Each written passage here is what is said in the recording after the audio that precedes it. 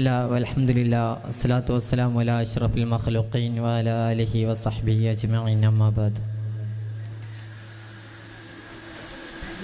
ഞാനിന്ന് പ്രതിപാദിക്കുന്ന വിഷയമെന്ന് പറയുന്നത് ഏക സിവിൽ കോഡ് വൈവിധ്യത്തെ മുറിച്ചു മാറ്റുന്നു എന്ന വിഷയത്തെ ആസ്പദമാക്കിയാണ്.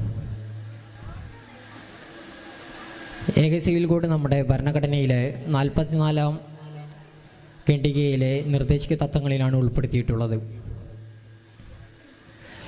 ഇത് നിലവിൽ വരുമ്പോൾ വിമർശനങ്ങളും വിവാദങ്ങളും ഒട്ടനവധി നേരിട്ടിട്ടുണ്ട് നമ്മൾ.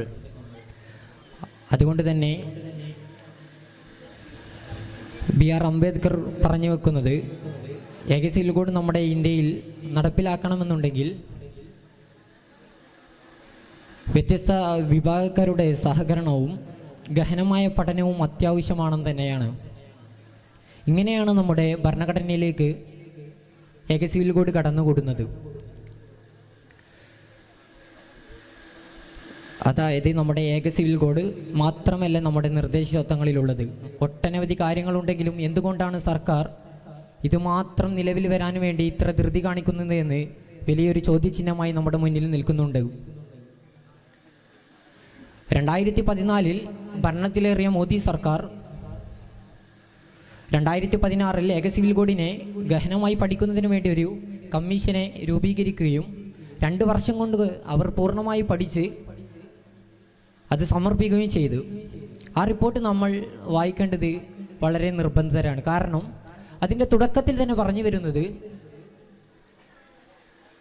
അവശത അനുഭവിക്കുന്ന ഒരു സമൂഹത്തിൻ്റെ മേൽ വീണ്ടും ഒരു നിയമം കൊണ്ട് അവശതയിലേക്ക് തന്നെ പോവുകയാണെങ്കിൽ ആ നിയമം ഒരിക്കലും നടപ്പാക്കരുത് എന്ന് തന്നെയാണ്.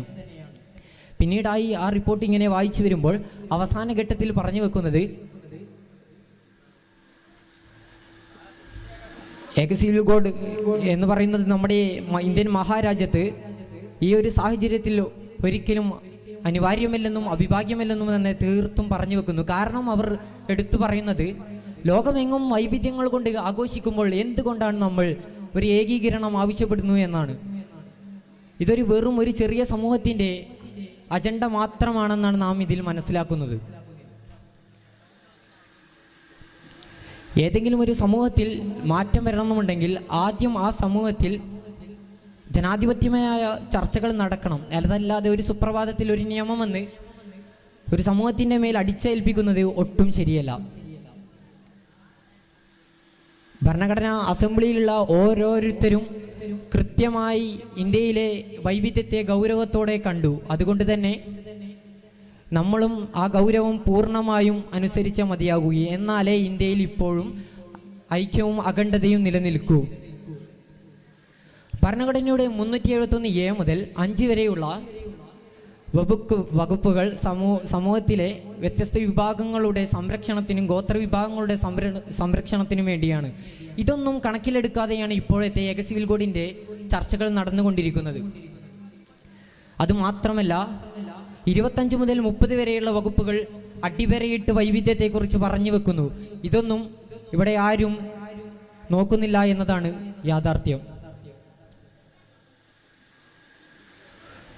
ഇനി നമ്മുടെ ഇന്ത്യൻ മഹാരാജ്യത്തിൻ്റെ വൈവിധ്യം ഒന്ന് നോക്കുകയാണെങ്കിൽ വ്യത്യസ്തങ്ങളായ മതങ്ങൾ, വ്യത്യസ്തങ്ങളായ ഭാഷകൾ, വ്യത്യസ്തങ്ങളായ ചിന്തകൾ, ഇങ്ങനെ തുടങ്ങിയ കോടാനകോടിന് വ്യത്യസ്തകൾ നിറഞ്ഞു നിൽക്കുന്ന നമ്മുടെ ഇന്ത്യൻ സാഹചര്യത്തിൽ, അതായത് ചിലയിടങ്ങളിൽ കുടുംബനാഥൻ സ്ത്രീ തന്നെയാകണമെന്ന് ശാഠ്യം പിടിക്കുന്നവർ, ചിലയിടങ്ങളിൽ ഹിമാചൽ പ്രദേശിലെ താഴ്വാരങ്ങളിലേക്ക് നാം ഒന്ന് നോക്കുകയാണെങ്കിൽ അവിടെയുള്ള ഒരു സ്ത്രീക്ക് 5 ഭർത്താക്കന്മാർ വേണമെന്ന് വാശി പിടിക്കുന്നവർ, ഇങ്ങനെ തുടങ്ങിയ വ്യത്യസ്തങ്ങൾ എങ്ങനെയാണ് ഒരു ഏകീകരണം എന്ന യൂണിഫോമിൽ നമ്മൾ ഒരുമിച്ച് കൂട്ടാൻ കഴിയുന്നത് എന്ന് നാം ഒന്ന് ആലോചിക്കേണ്ടതുണ്ട്. പട്ടികവർഗക്കാരെ ഏക സിവിൽ കോഡിൽ നിന്നും മാറ്റി നിർത്തണമെന്ന് പറഞ്ഞുകൊണ്ട് നാഗാലാൻഡ് മുഖ്യമന്ത്രി അമിത്ഷായുമായി കൂടിക്കാഴ്ച നടത്തുകയും അത് സാധിച്ചെടുത്തുവെന്ന് പ്രഖ്യാപിക്കുകയും ചെയ്തു. അതുപോലെ തന്നെ സിഖ് ഗോത്രക്കാരെല്ലാം ഇതിൽ നിന്നും മാറ്റി നിർത്തണമെന്ന് പറഞ്ഞുകൊണ്ട് പഞ്ചാബ് മുഖ്യമന്ത്രി മുന്നോട്ട് വരികയും ഗോവയിലെ മുഖ്യമന്ത്രി ഇത് ഞങ്ങളുടെ സംസ്ഥാനത്തിന് ഒരു പ്രത്യേക ഏക സിവിൽ കോഡ് തുടക്കം മുതലേ ഉണ്ട്, ഇനി നിങ്ങളുടെ പ്രത്യേകമൊന്നും പദവി വേണ്ട എന്ന് പറഞ്ഞുകൊണ്ട് തിരിച്ചടിക്കുകയും അത് ആരാണ്? BJP മുഖ്യമന്ത്രി തന്നെയാണ്. നാം ഒന്ന് ചിന്തിക്കേണ്ടതുണ്ട്.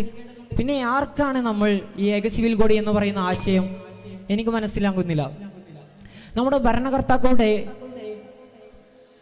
ഒരുപാട് കാലത്തെയുള്ള ഒരു പദ്ധതിയാണ് ഈ ഏക സിവിൽ കോഡ് എന്നുള്ളത് നാം മനസ്സിലാക്കേണ്ടതുണ്ട്. ഇതിനെതിരെ നാം ഒന്നിച്ചു നിന്ന് പോരാടേണ്ട സമയം അതിക്രമിച്ചിരിക്കുന്നു എന്ന് പറഞ്ഞുകൊണ്ട് എൻ്റെ വാക്കുകൾക്ക് ഞാൻ അവസാനം കുറിക്കുന്നു. ആഖിറു ദഅ്വാനാ അൽഹംദുലില്ലാഹി റബ്ബിൽ ആലമീൻ.